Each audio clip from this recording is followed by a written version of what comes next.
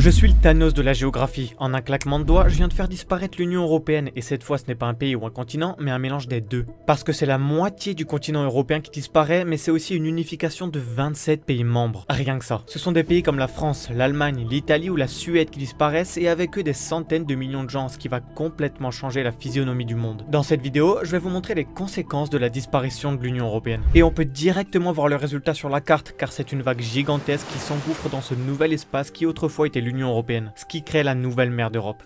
La Suisse devient la première puissance maritime mondiale. Non, je rigole. Mais elle devient par contre un paradis touristique où ski et surf se font en 1 heure de route l'une de l'autre. L'encerclement de l'océan autour de la Confédération helvétique n'apporte pas que du positif, car ce dernier entoure la toute nouvelle île suisse qui devient l'île la plus surélevée du monde, avec des côtes d'une hauteur moyenne de 1700 mètres. Ah ouais, quand même. Cette particularité unique au monde rend le pays très difficile à envahir, voire impossible. Mais rend aussi la vie dure aux Suisses qui se retrouvent bloqués pendant quelques temps tout en haut de leur pays.